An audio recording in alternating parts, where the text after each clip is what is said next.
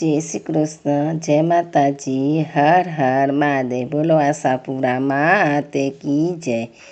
સૌની આશા પૂર્ણ કરે તેવી આશાપુરા માત કી જય. આજે મંગળવાર હોવાથી આપણે આશાપુરા માની વ્રત કથા વિશે જાણશું. વ્રત કથા, વ્રતના નિયમો, પૂજા વિધિ અને એનું મહાત્મ્ય શું છે, તેનાથી શું ફળ મળે છે, તે બધા વિશે આપણે જાણશું. બોલો આશાપુરા માત કી જય. જય મા આશાપુરામાં. વ્રત કથા. ઘણા સમય પહેલાંની આ વાત છે. એક ગામમાં એક પરિવાર રહેતું હતું. તેમાં મા, બાપ, 3 દીકરી અને 2 દીકરા એમ કુલ 7 સભ્યો હતા. સૌથી મોટો દીકરો હતો, પછી દીકરીઓ અને છેલ્લે પણ નાનો દીકરો. ધીમે ધીમે સંતાનો મોટા થવા લાગ્યા. સૌથી મોટા ભાઈ માટે સારા ઘરમાંથી લગ્ન માટે પ્રસ્તાવ આવવા લાગ્યા. છેવટે સાવિત્રી નામની કન્યા સાથે મોટા ભાઈના લગ્ન થઈ ગયા. સાવિત્રી ધનવાન પરિવારની સુખ સંપત્તિમાં ઉછરેલી એકની એક કન્યા હતી. તે જાણે સાક્ષાત લક્ષ્મી હોય તેમ તે સાસરે ચાલી ગઈ. પછી તેના પિતાને ધંધામાં જબરદસ્ત ખોટ આવી. લાખો રૂપિયા ડૂબી ગયા. દાનવીર તરીકે અનેકને મદદ કરનાર સાવિત્રીના પિતા દેવાદાર બની ગયા. તેમની પાસે ચૂકવવા માટે કાણી કોડીએ બચી નહીં. સામે કાઢેલાથી પણ કડવા કટુ વચનો લેણદારો સંભળાવા લાગ્યા. પ્રમાણિક અને ઇજ્જતદાર એવા સાવિત્રીના પિતાજીએ બધા જ લેણદાર રકમ ચૂકવવા માટે બાપ દાદાના સમયની મિલકત ના છૂટકે વેચી નાખી. આ બધા બનાવના આઘાતમાં સાવિત્રીના પિતાનું હૃદય બંધ પડી ગયું અને તે પ્રભુના ઘેર પહોંચી ગયા. થોડા સમય પછી સાવિત્રીની માતા પણ અવસાન પામી. સાવિત્રીનું પિયરમાં સમખાવા પૂરતું કોઈ રહ્યું નહીં, કારણ કે સગા મામા, કાકા, ફઈ, માસી એવું કોઈ તેને હતું જ નહીં. જે દૂરના સગા હતા એ પણ આ બધું જતા સાવિત્રીને હૂંફ આપવાને બદલે દૂર ભાગવા લાગ્યા. સાવિત્રીનો પતિ ઘણો સંસ્કારી, શાંત અને સહાનુભૂતિવાળો હતો. તેનું નામ સત્યવાન હતું. સત્યવાન અને તેના નાના ભાઈનો દરિયા પાર માલ મોકલવાનો ધંધો હતો. સાવિત્રી પરણીને આવ્યા પછી એકાદ વર્ષ પછી તેના પતિ અને દેરનો વેપાર એકદમ વધવા લાગ્યો અને 2-3 વર્ષમાં તેના સસરાનું પરિવાર લાખોપતિઓમાં એક એ જમાનામાં ગણાવા લાગ્યું. પણ સાવિત્રીને કે તેના પતિને તેનું જરાય અભિમાન ના આવ્યું. પરંતુ સાવિત્રીની સાસુને ખૂબ જ અભિમાન આવી ગયું. એટલું જ નહીં, સાવિત્રી ધનવાન ઘરની દીકરી હતી એટલે જ તેની પસંદગી કરી હતી. તેથી સાવિત્રીના માતા પિતા સાવિત્રીના લગ્ન પછી દેવામાં ડૂબીને મરી જતા. સાવિત્રીનું માન તેના સસરામાં ઘટી ગયું. એક તેનો પતિ તેને સાચા દિલથી સહાનુભૂતિ અને પ્રેમની હિંમત આપતો હતો, પણ સાવિત્રીની સાસુ અને નણંદ તેને ખૂબ જ ત્રાસ, મેણાટોણા આપતી હતી. સાવિત્રીના લગ્નને 6 વર્ષ વીતી જવા છતાં તેને સંતાન ન થતાં સાવિત્રીનું માન સાસરામાં વધુ ઘટી ગયું. તેની 3 નણંદ પણ થોડા વર્ષોમાં પરણી ગઈ, છતાં અવારનવાર પિયર આવતી અને પોતાની માને એટલે કે સાવિત્રીની સાસુને સાવિત્રી વિરુદ્ધ કાન ભંભેરણી કરતી. સાવિત્રીની સાસુના મગજમાં પણ તેની અસર થવા લાગી. સંતાન ન થવાને કારણે તે મોટા પુત્રને ફરીથી લગ્ન કરવા દબાણ કરવા લાગી. એટલું જ નહીં, પણ તેની આનાકાની છતાં બીજી પત્ની શોધ પણ શરૂ થઈ ગઈ. છેવટે દૂરના એક ગામમાંથી ધનવાન નગર શેઠની એકની એક દીકરી માયાદેવી સાથે બીજા લગ્ન ગોઠવી દેવાનું સાવિત્રીની સાસુએ નક્કી કરી નાખ્યું. સાવિત્રીને જરાય એ વાતની ખબર પડી. જ્યારે એ વાતની ખબર પડી ત્યારે તેને તો વજ્રઘાત લાગ્યો. તેનો પતિ દરિયો ખેરવા ગયો હતો. ત્યાં બધું તેની જાણ બહાર નક્કી થયું હતું. સાવિત્રીનો પતિ સત્યવાન નગર શેઠની પુત્રી માયાદેવીથી ઘણો મોટો હતો, પણ નગર શેઠ પોતે અઢળક શ્રીમંત હોવાને કારણે શ્રીમંતમાં શ્રીમંત પરિવારમાં પુત્રીને મોકલવાની ઈચ્છા ધરાવતા હતા. આથી ઉંમરના મોટા હોવા છતાં તેમણે સહમતિ આપી દીધી હતી. સત્યવાનની ગેરહાજરીમાં તેના બીજા લગ્નની તૈયારી સાવિત્રીની નજર સામે થવા લાગી. આ બધું નજર સામે જોઈને સાવિત્રી ચોધાર આંસુએ રડવા લાગતી. તેને પોતાના પતિમાં અતૂટ વિશ્વાસ હતો, પણ સાસુની પુત્રના લગ્ન માટે જોરદાર તૈયારીથી હચમચી ઉઠી હતી. બીજી બાજુ લગ્નની તડામાર તૈયારી કરી રહેલી સાવિત્રીની સાસુને પણ પોતાના દીકરાનો સાવિત્રી માટેનો પ્રેમ અને સાવિત્રીનું દિવસો દિવસ જોરથી રડવાનું જોતા બીજા લગ્ન માટે પુત્ર આનાકાની કરશે એવી શંકા દ્રઢ બનવા લાગી. આનો રસ્તો સાવિત્રીની નણંદોએ સાવિત્રીની સાસુને શોધી આપ્યો અને દુષ્ટ સ્ત્રીઓએ ભેગી થઈને કાવતરું ઘડી કાઢ્યું. તે મુજબ સાવિત્રીની સાસુએ એક મંગળવારે સાવિત્રીને જણાવ્યું કે દેવી માને ધરાવેલા ફૂલ નદીમાં પધરાવવા માટે વહુ જાય એવો રિવાજ છે. અત્યાર સુધી હું જતી હતી, હવે તું પણ ઘરની વહુ છો, એટલે આ મંગળવારે ફૂલ પધરાવવા નદીમાં તું જજે. જોતામાં મંગળવાર આવી જતા સાસુએ આપેલા ફૂલ લઈને નદીમાં પધરાવવા નદી કિનારે આવેલી ઊંચી ભેખડ પર સાવિત્રી ગઈ. ત્યારે ચોમાસાની ઋતુ હતી. ધોધમાર વરસાદના કારણે નદી બંને કાંઠે વહેતી હતી. સાવિત્રી નદીમાં ફૂલ પધરાવવા માટે જેવી નમે કે તરત જ અગાઉના કાવતરા મુજબ તેની નજીકમાં છુપાયેલી તેની સાસુએ તેને ધક્કો માર્યો. બે પરમાં તે ધસમસતી નદી આવતી હતી. એમાં સાવિત્રીને લઈને ક્યાંય ઓગળી ગઈ તેની ખબર પણ ન પડી. થોડો સમય વીતી ગયો. સાવિત્રીનો પતિ સત્યવાન પાછો આવ્યો ત્યારે તેને આઘાતજનક સમાચાર મળતા તે બેહોશ થઈ ગયો. સત્યવાને તેની માતાએ સમજાવવાનો પ્રયાસ કર્યો કે હવે સાવિત્રીને નદી ભરખી ગઈ છે, તે આ દુનિયામાં રહી નથી, તે પછી પાછળ વિલાપ કરવાનો શો અર્થ? પણ સત્યવાન તો અડગ જ હતો. સત્યવાને તેની માતાએ જણાવ્યું કે સાવિત્રી મૃત્યુ પામી એના થોડા દિવસો પહેલાં આગ્રહ કરતી હતી કે મારા પતિ સત્યવાનને સમજાવો કે તેઓ બીજા લગ્ન કરી લે. હવે સાવિત્રી જ્યારે આ દુનિયામાં નથી રહી ત્યારે તેની ઈચ્છા પૂરી કરવી જોઈએ એવી સત્યવાને તેની માતા ઠસાવા લાગી. છતાં પણ સત્યવાને માતાની વાત માની નહીં અને ઠુકરાવતા છેવટે પુત્રને બીજા લગ્ન કરાવવા માટે મરણિયા બનેલ તેની માતાએ જણાવ્યું કે જો તું ફરીથી લગ્ન નહીં કરે તો હું પણ દુનિયા છોડીને ચાલી જઈશ, આત્મહત્યા કરી લઈશ. સત્યવાનના મનમાં વિચારોનું ધમાસાયું શરૂ થઈ ગયું. છેવટે મિત્રો અને સગા સ્નેહોની સમજાવટને કારણે માના દિલને શાંતિ પહોંચાડવા માટે બીજા લગ્ન માટે મને સંમતિ આપી દીધી. બરાબર 4.5 મહિના પછી તેના લગ્નની તારીખ બ્રાહ્મણોએ આપી. તેમણે જણાવ્યું કે 4.5 મહિના પહેલાં લગ્ન થશે તો બીજા લગ્ન પર સત્યવાનની જિંદગીમાં ઝંઝાવાત સર્જી દેશે. આમ 4.5 મહિના પસાર થવાના શરૂ થઈ ગયા.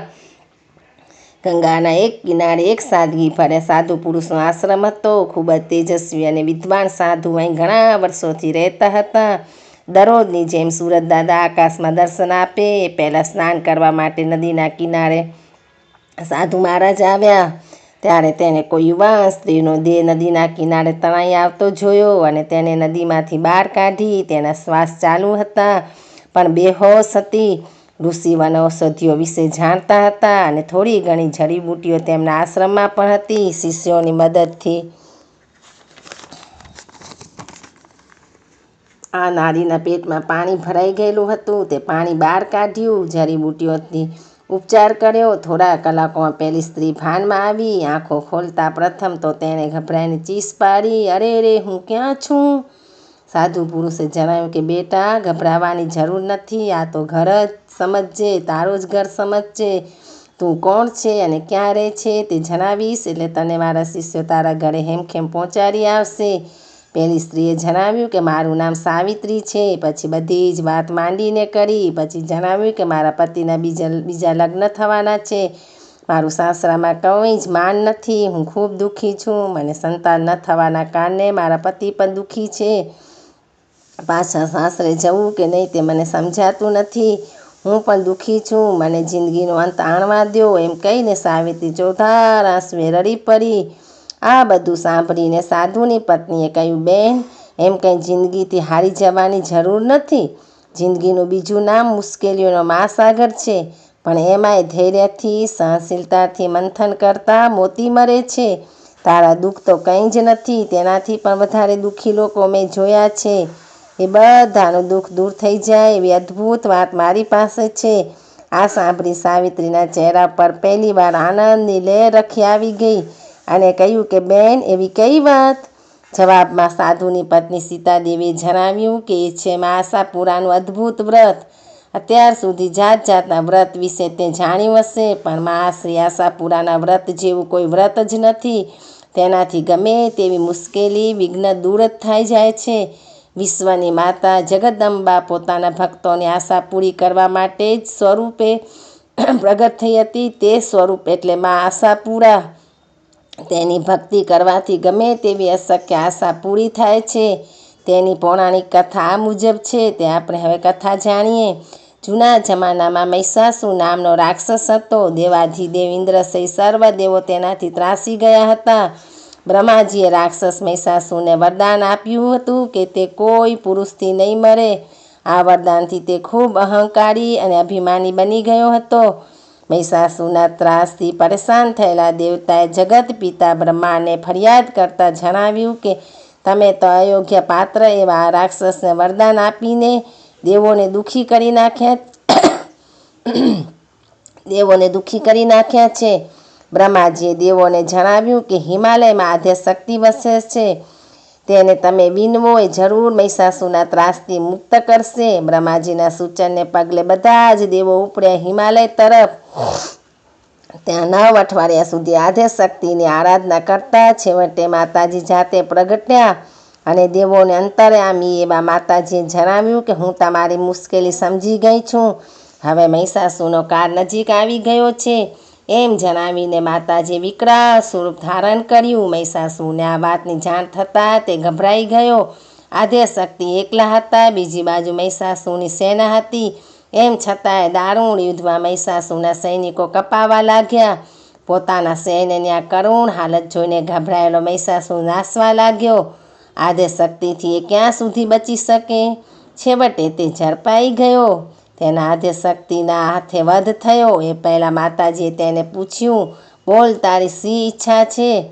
ત્યારે મહિષાસુરને થયું કે મારું જીવન તો એરે ગયું. હવે મોત પછી મારી કંઈક સારી યાદગીરી રહી જાય તો સારું. એટલે તેણે માતાજી સમક્ષ ઈચ્છા વ્યક્ત કરી કે હે મા આદ્યશક્તિ, જે સ્થળે મારો વધ થયો એ સ્થળની માટીમાં ભરેલી મારી રજ એ તારો સુગંધી ધૂપ બની રહે અને એ સ્વરૂપે હું સદાય તારી પાસે રહું. માતાજીએ પ્રસન્ન થઈને જણાવ્યું કે તથાસ્તુ. આજે પણ આ ઐતિહાસિક સ્થળ કચ્છના માતાના મઢ નામના ગામમાં ગુજરાત રાજ્યમાં મોજૂદ છે. એવી લોકમાન્યતા કહેવાય છે.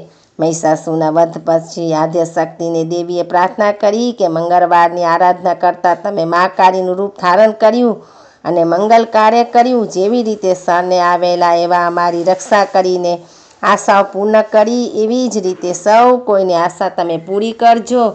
માતાજીએ તથાસ્તુ કહ્યું અને માતાજી તથાસ્તુ કહીને માંગણી પૂરી કરી. એટલું જ નહીં, ત્યાં એક કુંડ ઉત્પન્ન કર્યો અને મા કાળી સ્વરૂપે માતાજી તેમાં સ્નાન કરતાં કરતાં અદૃશ્ય થઈ ગયા. આજે પણ આ કુંડ ચાંચર કુંડ તરીકે ઓળખાય છે.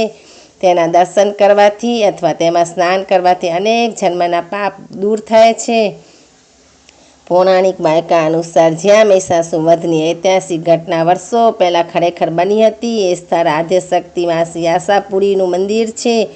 ગુજરાત રાજ્યના કચ્છ જિલ્લાના લખપત તાલુકામાં માતાના મઢ તરીકે પ્રખ્યાત એવા આ સ્થળની મુલાકાત લેવી એક અદ્ભુત લાવો છે, એક મોટી યાત્રા છે. જિંદગીની ગમે તેવી મુશ્કેલી કે જેનો ઉપાય શક્ય જ ન હોય તે મુશ્કેલી બ્રહ્માંડની મા શક્તિ આશાપુરાના સ્મરણ અને અર્ચનથી દૂર થાય છે. દરેક પ્રકારની આશા છે આશાપુરામાં પૂરી કરે છે. માટે હે સાવિત્રી, તું પણ આશાપુરા માનું વ્રત કર. વ્રતની વિધિ સમજાવતા સીતાદેવીએ જણાવ્યું કે વ્રત 9 મંગળવાર સુધી કરવાનું હોય છે. મંગળવારે વહેલા ઉઠી જવાનું હોય છે. જો ઉઠવામાં મોડું થાય તો સૂર્યદેવને પ્રણામ કરીને તેની ક્ષમા માંગવાની રહેશે. સ્વચ્છ જળથી નાહી ધોઈને શુદ્ધ વસ્ત્રો ધારણ કરીને બાજોટ, પાટલો અથવા સ્વચ્છ આસન પર મા આશાપુરાની છબી પધરાવી તેની પાસે દેશી ઘીનો દીવો કરવો અને પહેલે મંગળવારે 1 દીવો કરવો, બીજા મંગળવારે 2 દીવા. એમ જેટલામાં મંગળવાર આવે એટલા દીવા કરવાના. તેટલી જ અગરબત્તી કરવી. એવી જ રીતે દીવાની વાટ પર પહેલાં મંગળવારે 1, બીજા મંગળવારે 2, એમ જેટલામાં મંગળવાર હોય તેટલી રાખવી. 9મા મંગળવારે 9 વાટનો દીવો કરવો. આ માટે કોઈ ખાલી વાસણમાં અથવા મોટા ઢાંકણા અથવા મોટું કોળિયું અથવા સ્ટીલની ડીશનો પણ ઉપયોગ કરી શકાય છે. પછી વ્રતની કથા કોઈ પણ કુમારિકા અથવા સૌભાગ્યવતી સ્ત્રીને અને પુરુષ જો વ્રત કરતા હોય તો શ્રદ્ધાળુ અને સંસ્કારી મિત્રને સંભળાવવાની.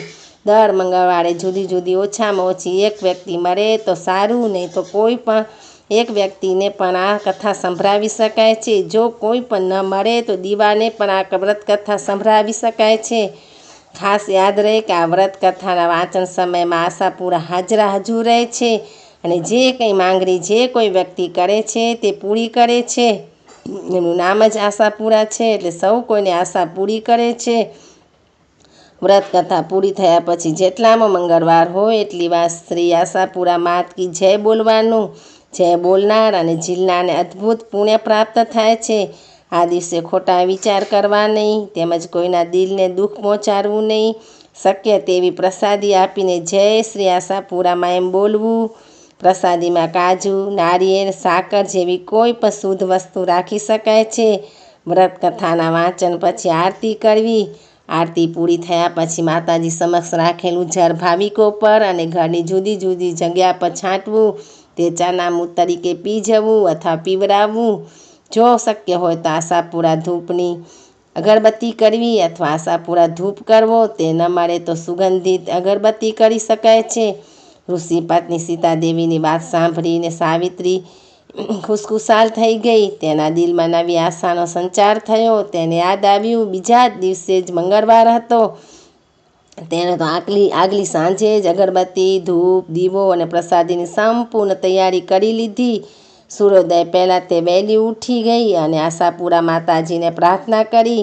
પછી સવારે 9 વાગે આજુબાજુના ઋષિઓની કુમારિકાઓ અને સૌભાગ્યવતી સ્ત્રીઓને બોલાવીને તેણે મા આશાપુરાની કથા સંભળાવી. આજે તે ખૂબ જ સ્વસ્થ જણાતી હતી. પહેલાં મંગળવારે રાત્રે સૂતી ત્યાં જાણે ચમત્કાર થયો હોય તેમ તેને મા આશાપુરાએ સપનામાં દર્શન આપ્યા અને જણાવ્યું કે હે પુત્રી, તું ચિંતા કરજે નહીં. મારામાં શ્રદ્ધા રાખીને વ્રત કરજે, હું તને જરૂર મદદ કરીશ. એવી જ રીતે બીજા મંગળવારે તો સપનામાં તેને પતિનો મિલાપ થઈ ગયો. બીજી બાજુ તેના ગામમાં રહેલા પતિને પણ સપનામાં આવા અનુભવ થવા લાગ્યા. 9મા મંગળવારની સવારે સાવિત્રી ભાવ વિભોર થઈને પોતાની અનુભવની વાત કરતી સખીઓને વ્રત કથા સંભળાવી રહી. ત્યારે બીજી બાજુ તેના ગામમાં તેની સાસુને પણ તેના સગા સંબંધીઓને એક અદ્ભુત વાત સંભળાવી રહી હતી કે મા આશાપુરાએ આદેશ આપીને સપનામાં હુકમ કર્યો છે કે પુત્રનું બીજું લગ્ન કરીશ નહીં, પણ તેની વહુને શોધી લાવીને માનભેર તેને ઘરમાં રાખજે. સાવિત્રીના પતિને પણ સપનામાં માતાજીને આવીને જ્યાં હતી તે ઋષિમુનિના આશ્રમનું ઠેકાણું પણ આપે છે. આ છે મા આશાપુરા દેવીનું પ્રાગટ્ય અને એમનો મહિમા. સાવિત્રીનો પતિ તો પરનો પણ વિલંબ કર્યા સિવાય સાવિત્રીને શોધવા નીકળી પડે છે. છેવટે તે આશ્રમમાં પહોંચી જાય છે અને સાવિત્રીને જોઈને તેની આંખમાં હર્ષના આંસુ વહેવા લાગે છે. તેમાં આશાપુરાની કૃપાથી ગદગદ થાય છે. બીજી બાજુમાં આશાપુરાની ભક્ત એવી સાવિત્રી અને વ્રત ફર્યાની વાત સાંભળીને તેની નરંદો ઠેકડી ઉડાડે છે. તે કહે છે કે વ્રતની વાત ઉપજેલી કાઢેલી છે. વ્રત એ અંધશ્રદ્ધા છે. તે વ્રત કથાની ચોપડીઓ મળવા છતાં વ્રત નથી કરતી. એક નણંદ વ્રત કથાની ચોપડી પસ્તીમાં વેચી નાખે છે અને બીજી નણંદ વ્રત કર્યા વગર જ તેની એક પડોશનને આપી દે છે. પરિણામે માતાજીનો કોપ નણંદો ઉપર ઉતરે છે. એક નણંદના પતિનો ગંભીર અકસ્માત થઈ જાય છે તો બીજી નણંદને અંધાપો આવી જાય છે. નાની નણંદને પણ કોઢ નીકળે છે. માતાજીના વ્રતની અને ભક્તોની ઠેકડી ઉડાડનાર તથા વ્રત કથાનો અનાદર કરનાર નણંદો છેવટે માતાજીની અને સાવિત્રીની ક્ષમા માંગી લે છે અને તેઓ પણ 9 મંગળવાર વ્રત સાચા હૃદયથી કરે છે. પરિણામે તેમના પર થયેલો માતાજીનો કોપ દૂર થાય છે. આંધળી નણંદ દેખતી થાય છે. નાની નણંદનો કોઢ દૂર થાય છે અને મોટી નણંદનો પતિ અકસ્માતથી ઉગડી જાય છે. આમ વ્રત કથાની ઉજવણીના દિવસે આ વ્રત કથાની ઓછામાં ઓછી 11, 21, 51 કે 101 પુસ્તિકા શ્રદ્ધાળુ ભાઈ બહેનોને આપી શકાય છે. જેમ મા આશાપુરા સાવિત્રી દેવીને ફર્યા તેમ વ્રત કથા કરનાર, વ્રત કથા સાંભળનાર, વ્રત કથા વાંચનાર, વ્રત કથા વંચારનાર સૌ કોઈને ફરજો. જય શ્રી આશાપુરા માત કી જય.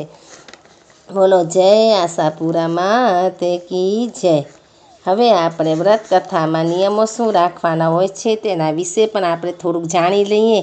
તો શ્રી આશાપુરા વ્રત કથાના નિયમો. 1. આ વ્રત કથા કોઈ પણ સ્ત્રી પુરુષ વર્ષના કોઈ પણ મંગળવારથી કરી શકે છે. 2. શ્રદ્ધાથી કરવાથી આ વ્રતનું અવશ્ય ઉત્તમ ફળ મળે જ છે. કંટાળીને મન વગર વ્રત કરવું નહીં, પરંતુ આ વ્રત કર્યું એટલે ફળ મળશે અને મળશે જ એવી શ્રદ્ધાથી કરવું. આપની ગમે તેવી મુશ્કેલી દૂર થશે. દરેકની માં આશા પૂરી કરશે.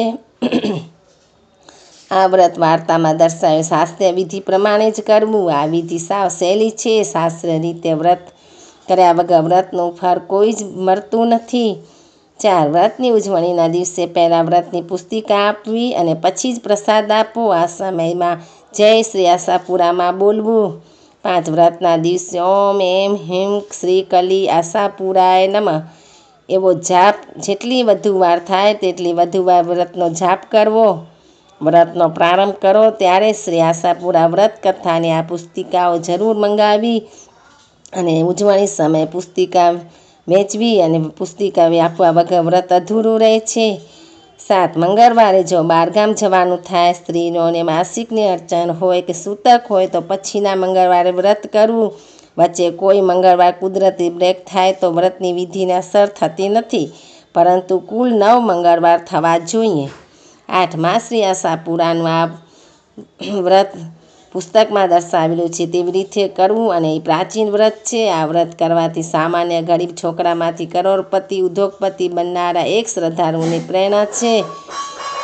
આપને પણ માં શ્રી આશાપુરામાં જરૂરથી મદદ કરશે. એકવાર શ્રદ્ધાથી આ વ્રત કરી જુઓ, વ્રત કથા વાંચી જુઓ તો આશાપુરામાં આપણી આશા પૂરી કરશે. આ વ્રત કરવાથી નિર્ધારિત આશા ફળે નહીં તો એમ ન સમજવું કે વ્રત નિષ્ફળ ગયું છે, કારણ કે એકવાર કોઈ પણ આશા રાખીને વ્રત કર્યું એટલે આશા મોડી વહેલી પણ ફળે જ છે અને ફળે જ છે. માત્ર શ્રદ્ધાની રાહ જોવી અને વારંવાર વ્રત કરતા જવું.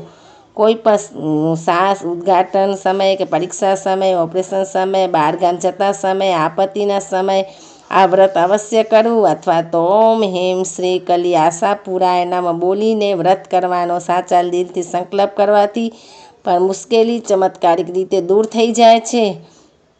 વર્ષમાં એકવાર વ્રત કરવાથી આખું વર્ષ સારું અને સલામત જાય છે. માટે માની કૃપા ઉતરે છે એવા ઘણાને અનુભવ થયા છે. તો જય આશાપુરામાં તમારું વ્રત કરનાર, વાંચનાર, કથા વાંચનાર, સાંભળનાર સૌ કોઈની માં આશા પૂરી કરજો. જય આશાપુરામાં તે કી જય. જય આશાપુરામાં. હર હર મહાદેવ.